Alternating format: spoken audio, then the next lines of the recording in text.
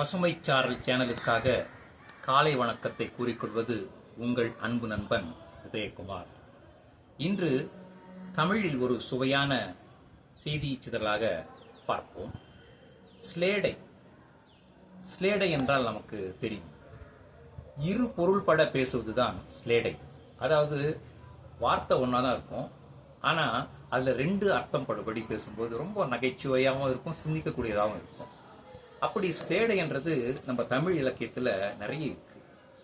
இந்த ஸ்லேடையை பயன்படுத்தி சில புலவர்கள் எங்கே அரசனிடம் பேசும்போதும் அரசன் புலவரோடு பேசும்போதும் வேடிக்கையாக கூட பேசிக்கொள்வது உண்டு.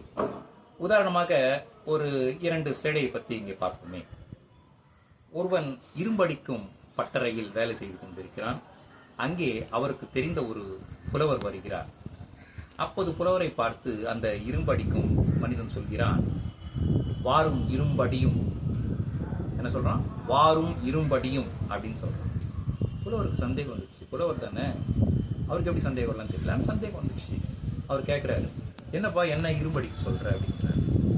ஐயோ அப்படி இல்லை, நீங்க புலவர் அல்லவா, வாரும் இரும்படியும், வாங்க உட்காருங்க படிங்க.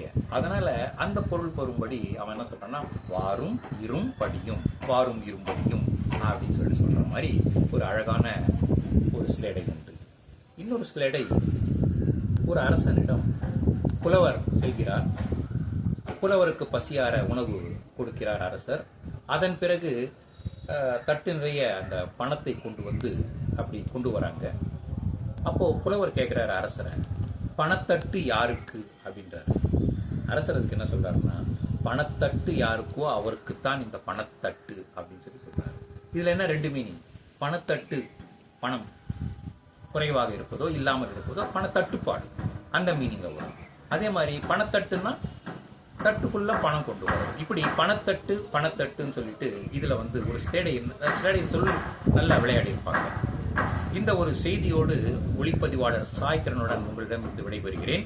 அதே போல் இந்த நிகழ்ச்சியை உங்களுக்கு வழங்கிக் கொண்டிருப்பவர்கள் பில்லா ஸ்டைல் என்று சொல்லக்கூடிய ஹேர் ஸ்டைலிஸ்ட் நம்ம ஆவடி பசுமை பூங்காவின் பிரதான வாயிலுக்கு எதிரே இருக்கிறார்கள்.